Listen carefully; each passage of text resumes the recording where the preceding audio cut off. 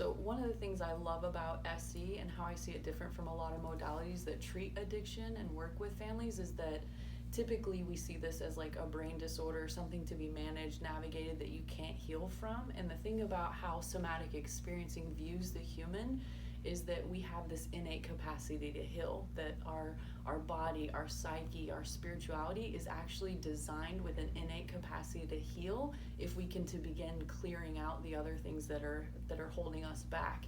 And part of that is we live so much in our mind, but what we know about addiction is that's where the disease lives, that it's in our mind. My best thinking got me here, right? That once my body has cleared out the drug, the obsession is what's left. And somatic experiencing really teaches us how to get back in our body. And if there's any tie to the present moment, it's in the body. If there's a change that can be made, it's right here, right now in the body. And so we bring this to life in our family program, and part of how that looks is we do the cognitive part. So we teach about thinking and undoing certain thinking that's been a problem too, right? But a lot of times my body's communicating a story too, and we don't listen to that story. And so in our family program, you'll start learning to, yes, I recognize my thoughts and my emotions, but what story is my body telling? And that can be a really powerful part of healing, bringing this holistic approach to the table, so that I'm addressing my addiction or my role in how addiction has been playing out in our family. Even if I'm not the person who's struggling with substance use, maybe I'm struggling with saying no. Could you give an example without revealing identity of what you're talking about from the family program? Yeah, so for instance, is it okay if I stand up? Mm-hmm. So for instance, there was a woman who I asked her if she trusted me, and she went, mm-hmm. So it became really clear that her body was telling me a story and her mind was telling me a different story. And so we began to work with that, like just that, did you notice you just took a step back from me? And she was like, oh, I had no idea. And so just beginning to have a conversation about that, memory is actually stored in the body. It's cellular. And so when we can see an incongruence in what my mind is saying and what my body is saying, that's part of how addiction lives. What are some of the, in exploring something like that where you saw a physical behavior that represented a different narrative, what are some examples of narratives you might uncover as you begin to explore with a patient who behaved just as you just described?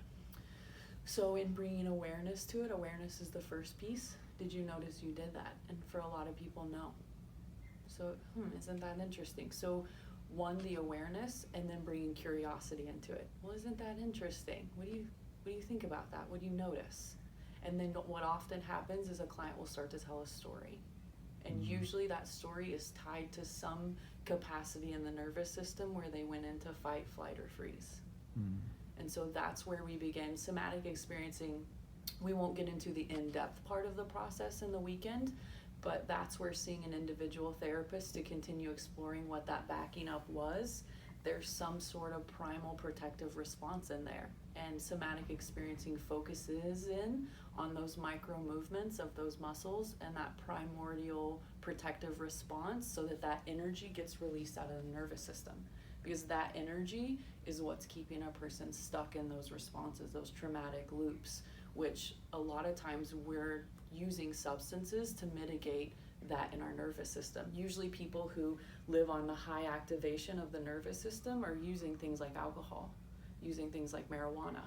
And people who live down here nervous system wise that are shut down and all that, we typically see those people using meth, using other things that are uppers of the nervous system. And we're not even conscious that literally what we're doing in a lot of ways is mitigating our own nervous system responses because we're not in our bodies. Is there anything to, in the spirit of maintaining the briefness of a video that goes online, is there anything that you would want to say in closing? That healing is possible, and it can be in some sense inevitable. With journeying with someone who knows how to see these things, healing is actually inevitable.